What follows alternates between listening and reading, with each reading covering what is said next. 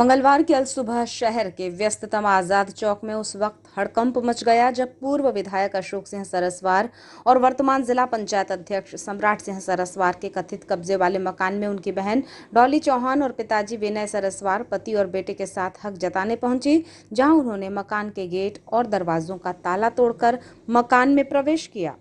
जिस वक्त यह घटनाक्रम सामने आया उस वक्त पूर्व विधायक अशोक सिंह सरस्वार और जिला पंचायत अध्यक्ष नागपुर में थे, जिनके घटना के जानकारी के बाद बालाघाट के लिए रवाना होने की जानकारी सामने आई है। महिला डॉली चौहान का कहना है कि ये मकान दानवीर राणा हनुमान सिंह ने उनके पिता विनय सरस्वार को दान में दिया था, जिसके बाद से वे यहाँ रह रहे थे। इसी दौरान बड़े पिताजी अशोक सिंह सरस्वार ने बालाघाट विधानसभा से चुनाव लड़ने और यहाँ से चुनाव का संचालन करने के लिए कहा था, जिससे पिताजी ने उन्हें ये मकान दिया था, लेकिन उसके बाद उन्होंने यहाँ कब्जा जमा लिया।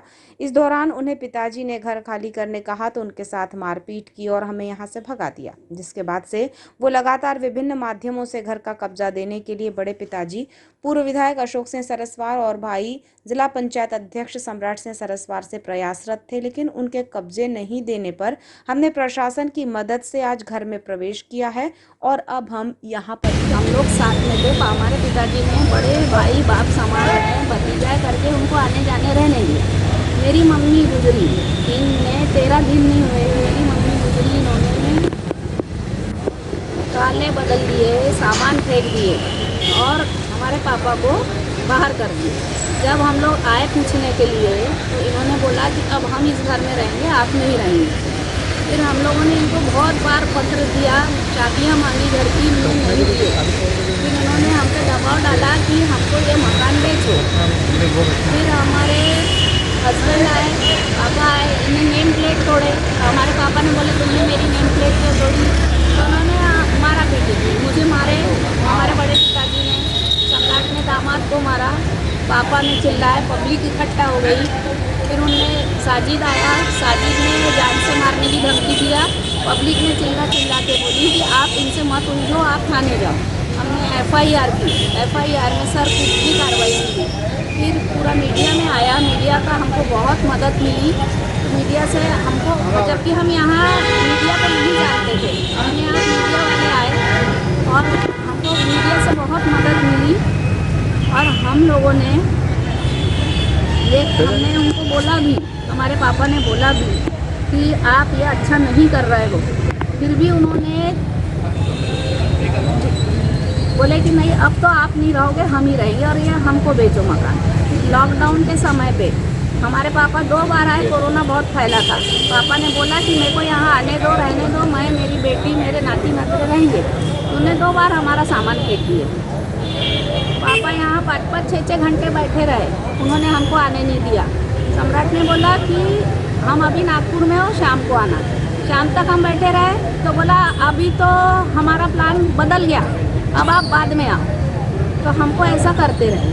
अच्छा, जैसे तो आज हम आए हैं, आज मैं हूँ, मेरे पिताजी हैं, मेरा बच्चे हैं, मेरे हस्बैंड हैं और हमारे कर्मचारी हैं। हम लोग आए हैं, हमने प्रशासन की मदद ली है, प्रशासन को हमारे पेपर दिखाए हैं। सिर्फ और सिर्फ ये मकान हमारे पिताजी का है, उनके नाम पे है। हमने प्रशासन को बताया कि सर ऐसा ऐसा विवाद है। प्रशासन बोला कि आप जाइए, अपने घर में जाके रहिए। प्रशासन को बताते हुए हमने अपने घर के ताले तोड़े हैं। हम एक्सेप्ट करते हैं कि हमने हमारे घर के ताले तोड़े और हम अपने घर में अभी आए। साजिद आया, गंदी गंदी गालियाँ दिया, माँ बहन की गालियाँ दे। मैं हाथ जोड़ रही थी, साजिद तेरा भांजा है, तेरे जीजा जी हैं, तो जान से मार दूंगा, हम गुंडागर्दी में तुम हमसे आगे नहीं हो। मैंने बोली भैया हम गुंडे नहीं हैं, हम हमारे घर में आए, हमने किसी का लिया नहीं है, हमने किसी का खाया नहीं है, हमने किसी का हड़पा नहीं है। तो मैंने साजिद को यही बोला। फिर एक आदमी आया, उसने गंदी गंदी गालियाँ दिया, बच्चे को गंदी गालियाँ दिया, मुझे माँ बहन की गालियाँ दिया। तो भैया मैंने उसके हाथ से मोबाइल लेके पटक दी। भैया तुम ऐसा क्यों कर रहे हो, बाहर जाओ।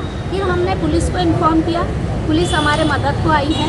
हम पुलिस प्रोटेक्शन में हमारे पापा हैं। हमने अभी SDM ऑफिस में जब हम गए थे तब 5-6 लड़के आए, मेरे गाड़ी के सामने गाड़ी लगा दिए। मैंने बोली क्या है भैया, हमको गाड़ी से जाने क्यों नहीं दे रहे, खड़े हैं बोले हमको सम्राट भैया ने भेजे हैं बोले। मैंने बोली भैया हमने क्या किए, हम हमारी एक अर्जी लेके आए हैं सरकार के पास में कि सर ये हमारा मकान है हमारे, ये पेपर दीजिए, हमको आपकी मदद की ज़रूरत है। मेरे पापा की उम्र आज 76 साल है, मैं 47 हूँ। हम लोग आए थे, प्रशासन को हमने बोला, एसडीएम साहब को, एसडीएम साहब बोले बेटा आप तुरंत जाओ और एफआईआर। अभी हमने फिर एफआईआर। बुजुर्ग विनय सरस्वार ने बताया कि दानवीर राणा हनुमान सिंह सरस्वार ने मेरे नाम से यह मकान वसीयत में लिखा था, जिसके बाद सब भाई साथ में थे, लेकिन 2016 में पत्नी के देहांत के बाद मुझे यहां से निकाल दिया गया। आज हम यहां आए हैं और अब हम यहीं पर रहेंगे। वसीयत के थ्रू मुझे ये मिली है। 94 में वो नहीं रहे, तो उसके बाद मेरे नाम से ये सब कहना ट्रांसफ़र हुई प्रॉपर्टी। कोई विवाद नहीं था हमारा। अब भाई भाई सब लोग रहते हैं। 2016 से थोड़ा परिवर्तन हुआ हमारी वाइफ के जाने के बाद, तो ये कठिनाइयाँ आ गई, परेशानी, और ये माहौल, वातावरण, मर्यादा, संस्कृति ये सब ख़त्म होते थे। इसलिए हम अपने घर में हम आ जाएँ, यहीं रहेंगे। सुबह इस घटनाक्रम के बाद कांग्रेसियों और लोगों की भीड़ जमा हो गई। हालांकि ये पहली मर्तबा नहीं है जब ये विवाद सार्वजनिक रूप से सामने आया है। तत्कालीन लोकसभा चुनाव में ये मामला सामने आया था और बहन डॉली चौहान ने मीडिया के सामने आकर इस घर पर अपना हक जताया था। बहरहाल घटना के बाद पुलिस यहाँ पहुंची है। पुलिस को पता चला है कि विनय सरस्वार और डॉली चौहान अपने साथ यहाँ बाउंसर्स लेकर भी आए हैं। हालांकि ये बात डॉली चौहान ने भी मीडिया से चर्चा करते हुए स्वीकार की। उन्होंने जिला पंचायत अध्यक्ष सम्राट सिंह सरस्वार के साथी पर अश्लील गाली गलौज करने का आरोप लगाते हुए कहा कि हम अपनी सुरक्षा के लिए बाउंसर लेकर आए हैं।